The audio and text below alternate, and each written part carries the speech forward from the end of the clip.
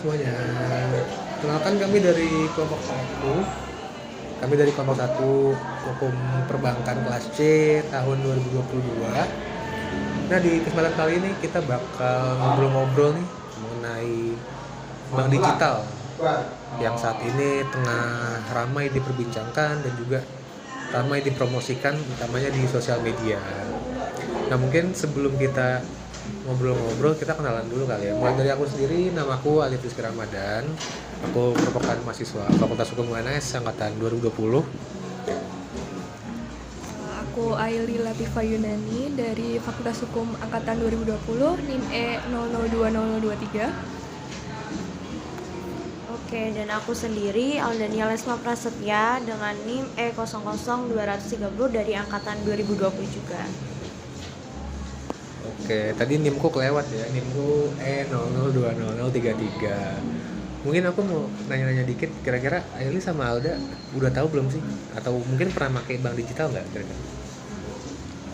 Kalau aku baru pernah baca-baca aja, pernah dengar-dengar. Kalau buat akunnya sendiri aku belum pernah coba di bank digital. Mungkin Alda? Oke, kalau dari aku juga sama kayak Eli, sampai sekarang juga masih belum pernah, jadi cuma literasi aja. Tapi untuk produk bank digital sendiri mungkin aku menggunakan kayak gitu.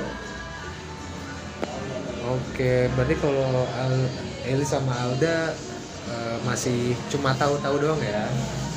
Nah, makanya di tengah maraknya bank digital ini kita bakal bahas lebih dalam nih, mulai dari pengertian, dasar hukum, produk-produk hingga tantangan dan celah-celah tindak pidananya di video ngobrol-ngobrol kali ini. Gimana materinya? Disimak terus ya. Nah, sekarang tuh kan lagi berkembang banget gitu kan teknologi. Terus sekarang tuh lagi tren tentang bank digital. Nah, terus salah satu faktornya itu karena cepat dan praktis. Nah, mungkin kita bisa bahas lebih dalam lagi tentang bank digital tuh gimana, dasar hukumnya gimana, dan keunggulannya serta tantangannya tuh apa. Mungkin pertama mungkin dari pengertian dulu ya dari bank digital. Mungkin bisa dijelasin, Alda? Oke, makasih banyak Eli. Oke, teman-teman, aku di sini akan membahas terkait definisi ataupun dari dasar hukum sendiri dari bank digital itu seperti apa. Yang mana bank digital itu sendiri berdasarkan POJK nomor 12/POJK.03/2021 mendefinisikan bahwa bank digital itu adalah bank yang berbadan hukum Indonesia yang menyediakan dan menjalankan kegiatan usaha terutama melalui saluran elektronik tanpa kantor fisik selain kantor pusat ataupun menggunakan kantor fisik yang terbatas. Yang mana bank digital ini atau digital banking merupakan gabungan dari perbankan online dan mobile banking yang mana melahirkan gagasan baru yaitu bernama digital banking alias bank digital. Yang mana mayoritas dari digital bank sendiri ini adalah ad hoc ataupun merupakan modifikasian dari bank konvensional. Pendirian bank digital itu terdapat dua macam, teman-teman. Yang pertama, pendirian bank baru yang berbadan hukum Indonesia yang beroperasi sebagai bank digital. Jadi benar-benar murni sebagai bank digital. Itu dengan modal intinya sendiri yaitu minimal 10 triliun. Dan yang kedua adalah bank konvensional yang merupakan transformasi dari bank konvensional menjadi bank digital. Sebenarnya kalau tadi teman-teman mendengarkan, sebenarnya bank berbadan hukum Indonesia itu apa sih sebenarnya? Jadi bank berbadan hukum Indonesia yaitu bank yang melaksanakan kegiatan usaha perbankan dalam bentuk badan hukum Indonesia sesuai dengan ketentuan perundang-undangan termasuk bank perantara. Udah bahas tentang pengertian tentang bank digital.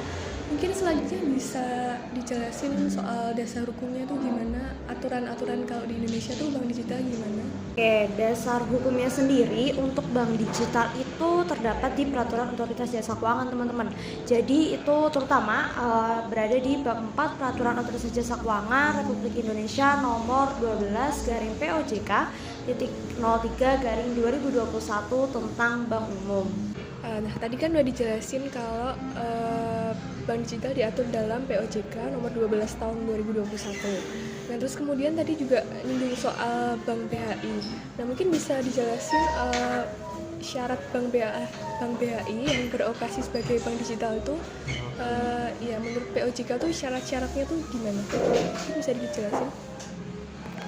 Oke, terima kasih. Mungkin di sini aku bakalan jelasin gimana sih persyaratan Bank BHI untuk dapat beroperasi sebagai bank digital, yaitu berdasarkan pasal 24 ayat 1 berdasarkan POJK 12 garing POJK 03 garing 2021 menjelaskan bahwasanya terdapat beberapa syarat. Poin pertama yaitu memiliki model bisnis dengan penggunaan teknologi yang inovatif dan aman dalam melayani kebutuhan nasabah. Jadi prioritas nasabah ini tetap yang utama, teman-teman. Terus yang kedua yaitu memiliki kemampuan untuk mengelola model bisnis perbankan digital yang prudent dan berkesinambungan. Kemudian yang ketiga, memiliki manajemen resiko secara memadai.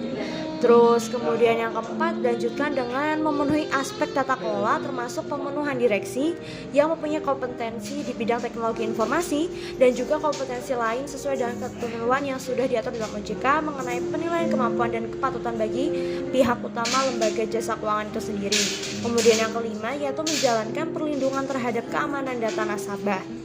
Kemudian yang terakhir yaitu memberikan upaya yang kontributif terhadap pengembangan ekosistem keuangan digital dan atau inklusi keuangan. Kurang lebih seperti itu, Aili. Oke teman-teman, tadi kan udah dijelasin ya sama Alda mengenai definisi, lalu juga dasar hukum, terus syarat-syarat apa aja sih yang dibutuhkan oleh bank yang berbadan hukum untuk menyelenggarakan bank digital. Nah selanjutnya kita bakal bahas lagi nih, sebenarnya apa sih perbedaan dari bank konvensional yang biasanya kita pakai sehari-hari, yang sudah ada sejak lama, bedanya apa dengan bank digital yang saat ini sedang marak gitu. Mungkin dari Aili kira-kira tahu nggak sih bedanya? Jadi mungkin kalau bank konvensional itu kan menyediakan layanan digital. Nah, beda sama dengan bank digital. Kalau bank digital itu umumnya tuh melakukan semua aktivitas perbankan, mulai dari awal itu pembuatan akun, terus kemudian transfer, terus deposito juga bisa, terus penutupan akun juga bisa lewat handphone tanpa perlu ke kantornya. Nah, terus perbedaan yang paling besar itu kalau bank digital itu kantornya itu sedikit, jadi yang perlu itu cuma kantor pusat saja. Nah, kalau sedangkan bank konvensional itu sendiri itu ciri khasnya itu banyak banget kantor cabangnya. Itu kira-kira itu sih bedanya. Oke, berarti bisa disimpulin salah satunya adalah kantornya sedikit karena pelayanannya full online ya, kebanyakan. Terus kalau menurut Eli sendiri apa sih keunggulan dari? Lalu kalau menurut Aili kira-kira apa sih keunggulan dari bank digital yang kenapa sih bisa sampai sekarang tuh rame? Kira-kira apa sih yang diunggulkan dari bank digital ini dibanding bank konvensional gitu? Tadi kan di awal juga disebutin kalau bank digital tuh tren karena lebih praktis dan cepat. Nah itu salah satu keunggulannya yang pertama yaitu layanannya 24 jam. Karena bank digital tuh nggak punya kantor secara fisik, jadi bisa diakses secara 24 jam lewat handphone. Terus kemudian keunggulan yang kedua itu ada biaya admin yang terjangkau. Nah ini salah satu penyebabnya karena transfer itu bisa lewat handphone, jadi nggak perlu ke ATM. Ya, kalau bank konvensional itu kan kalau lewat ATM ada biaya tambahannya, ya kan. Terus kemudian keunggulan bank digital selanjutnya itu layanannya bersifat inklusif. Nah, inklusif itu artinya bank digital itu memberikan layanan untuk dapat menjangkau masyarakat secara keseluruhan. Jadi bank digital itu bisa tetap memberikan layanan perbankan yang optimal meskipun nasabahnya itu berada di kawasan pemukiman yang jauh, misalnya di desa yang terpencil gitu, asal akses internetnya ada itu bisa dilayani. Kira-kira gitu. Oke, berarti kalau berdasarkan penjelasan dari Aili tadi banyak banget ya hal-hal yang positif yang jadi keunggulan dari bank digital ini ya. Terus kira-kira ini buat informasi buat teman-teman semua, mungkin ada teman-teman yang belum tahu ya bank digital tuh contohnya apa sih. Mungkin mereka pernah dengar, pernah lihat di internet, tapi mungkin lupa. Mungkin Aili bisa sebutin nggak sih contoh-contoh bank digital yang ada di Indonesia saat ini?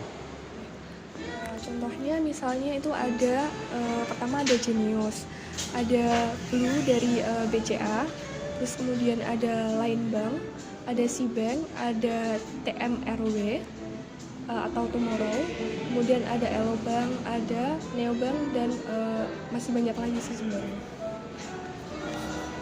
Kayaknya bank-bank yang disebutin tadi kayaknya pasti kita pernah dengar ya, baik di TV mungkin atau di Instagram atau di iklan-iklan YouTube, di TikTok. Jadi kayaknya bank digital sekarang udah mulai merambah cukup banyak ya.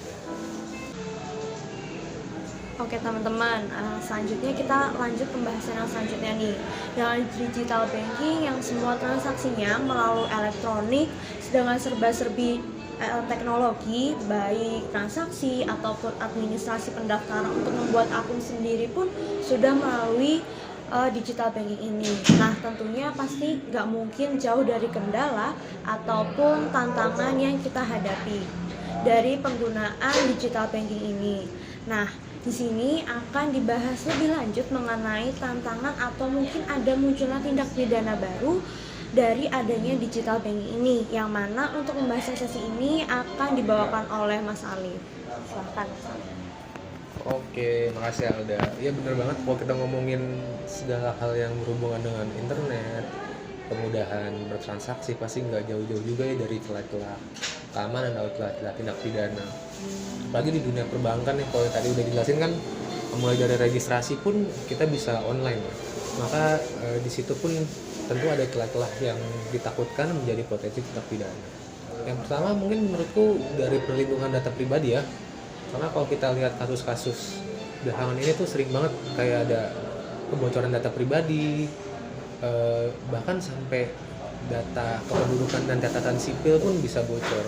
Nah makanya ini menurutku menjadi PR sih bagi institusi perbankan, bagaimana mereka menyelenggarakan bank digital namun juga tetap bisa untuk menjaga data-data dari nasabahnya. Nah, yang kedua masih berkaitan dengan data pribadi juga sebenarnya, yaitu penyalahgunaan teknologi artificial intelligence. Karena di era sekarang ini kan AI ini lagi marak juga ya. Bahkan kalau kita lihat di TikTok pun ada AI yang bisa bikin foto jadi lukisan. Nah itu kan di satu sisi sebagai kemajuan teknologi, tapi kok ada sisi seremnya gitu. Nah takutnya penerapan AI ini jadi jadi berlebihan dan malah membahayakan data-data nasabah yang ada di bank digital tersebut. Lalu juga ada resiko serangan cyber seperti aplikasinya dihack lah, atau nanti server datanya korup atau gimana, itu kan juga berpengaruh terhadap pelayanan bank digital. Nah yang selanjutnya yang menurutku literasi keuangan yang masih agak kurang ya di Indonesia ya. Mungkin kalau bank digital ini kan emang sasarannya anak muda, jadi literasi keuangannya juga bisa lebih tinggi dari, mohon maaf buat teman-teman kita yang kekurangan akses informasi, akses pendidikan, yang tempat tinggalnya masih belum terkoneksi internet kan literasi keuangannya masih rendah. Jadi itu merupakan PR sih menurutku. Nah berkaitan juga sama itu ya, pemerataan dari teknologi informasi, baik perangkat kerasnya maupun perangkat lunak, dan juga konektivitas internet, karena masih banyak daerah-daerah yang kayak di desa-desa, daerah-daerah yang jauh tuh akses internetnya menurutku masih kurang ya. Jadi itu merupakan salah satu tantangan dalam penyelenggaraan bank digital ini. Itu sih kalau menurutku. Oke, tadi cukup banyak tantangan yang telah disebutkan, kurang lebih ada 4 atau 5, yang mana menjadi paling utama adalah perlindungan dari data pribadi sendiri, karena sampai sekarang belum ada perlindungan khusus terhadap kita sebagai orang biasa ataupun nasabah dalam perbankan sendiri terkait data pribadi, kurang lebihnya seperti itu. Mungkin yang selanjutnya dari tantangan ini, dari adanya data pribadi yang sering adanya kebocoran, kemudian ada resiko serangan cyber dan lain sebagainya, itu pasti memungkinkan adanya potensi dari tindak pidana. Nah, dari digital bank ini memungkinkan nggak sih munculnya potensi tindak pidana baru yang mungkin dulunya nggak ada, sekarang semakin meluas, semakin hype, atau gimana dari Mas Ali? Tentunya potensi terjadinya tindak pidana terhadap perbankan menurutku makin terbuka ya. Kalau kita flashback ke beberapa era sebelumnya, ada namanya teknik skimming, yang mana teknik penyalahgunaan kartu kredit dengan mencocokkan nomor di kartunya, lalu juga ganjel-ganjel kartu ATM.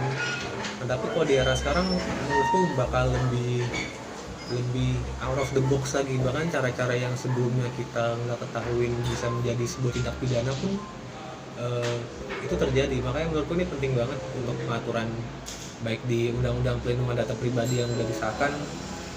Jujur aku belum baca ya, maksudnya perlindungan mengenai data pribadi di perbankan, tapi menurutku ini salah satu hal yang penting banget. Salah satunya kerahasiaan informasi. Kalau kita lihat sendiri, bahkan dari registrasi rekeningnya pun melalui video call, karena aku punya bank digital, aku pengguna Blue BCA kebetulan. Jadi dari mulai verifikasinya tuh cuma pakai KTP di scan, terus nanti bakal ada video call sama customer service-nya.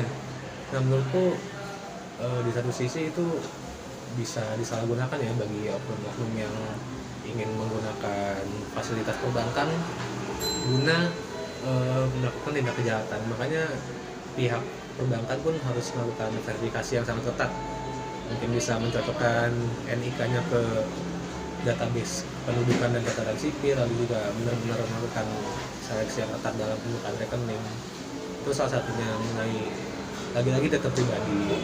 Lalu juga ini mungkin Elis sama Alda pernah lihat nggak sih kayak ada yang ngirim-ngirim link gitu di WhatsApp atau di Instagram. Nanti misalnya promo Bank BRI atau promo apa, silakan klik link ini lalu masukkan nomor ATM. Nah, menurutku itu juga salah satu tindak kejahatan yang lagi marak terjadi ya. Yang mana ada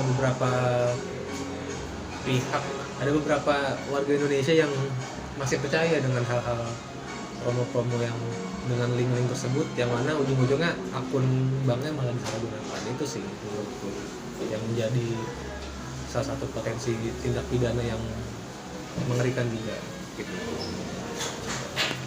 Oke, tadi terkait phishing ya, itu menarik banget terkait link yang dikirimkan di grup, apalagi grup keluarga yang kadang masih banget nih kayak mungkin orang tua kita atau paman kita, bibi kita yang percaya, iya kak dapat uang segini, dan itu sering banget sih. Oke teman-teman, jadi dari pembahasan tadi yang mulai dari apa sih pengertian dari digital banking, kemudian dasar hukum digital banking itu seperti apa, persyaratan suatu bank berbadan hukum Indonesia untuk menjadi bank digital itu seperti apa juga sudah dijelaskan, kemudian dari pelayanan dari digital banking yang bisa 24 jam, kemudian dan keunggulan-unggulannya, kemudian terkait adanya tantangan dan juga adanya kemungkinan untuk terjadinya potensi tindak pidana. Nah, dari pembahasan kali ini dari kita bertiga mengenai digital banking, maka di sini kita memberikan solusi ataupun saran ke depannya baik untuk lembaga keuangan itu sendiri atau pihak-pihak yang terkait. Dari aku sendiri, untuk digital banking itu sendiri sebenarnya memudahkan karena layanan yang 24 jam itu tadi serba-serbi mudah. Di rumah pun kalian udah bisa akses sana sini, nggak perlu keluar ke bank, harus ngantri dan lain sebagainya, itu sangat memudahkan.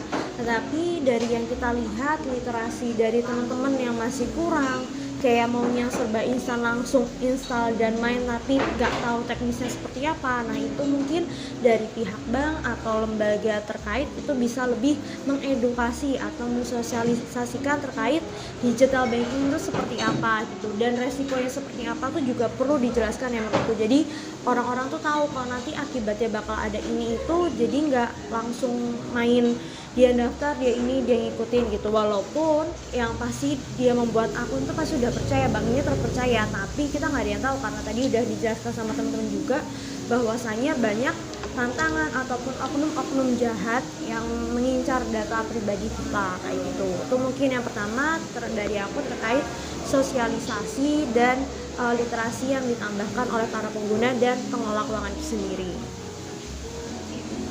Mungkin kalau dari aku terkait tindak pidana yang bisa timbul dari bank digital itu mungkin bisa dari pemerintah bisa untuk lebih memperketat aturan tentang data pribadi, diketatkan supaya tidak terjadi kebocoran.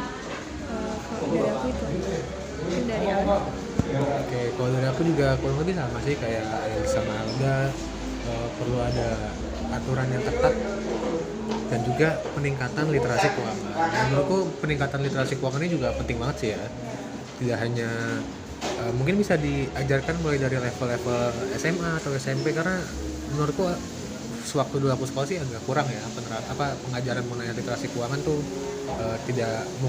bukan merupakan suatu hal yang diutamakan. Jadi itu penting banget di era digital sekarang, peningkatan literasi keuangan serta juga payung hukum yang kuat, dan juga jangan lupa penerapan di lapangannya tuh harus benar-benar sesuai dengan apa yang diatur. Jangan yang diatur di undang-undang atau di peraturan kayak gini tapi malah kenyataannya nggak sesuai. Dan kurang lebih itu aja sih kalau dari aku. Oke teman-teman, mungkin segitu aja pembahasan mengenai bank digital dan juga tantangannya.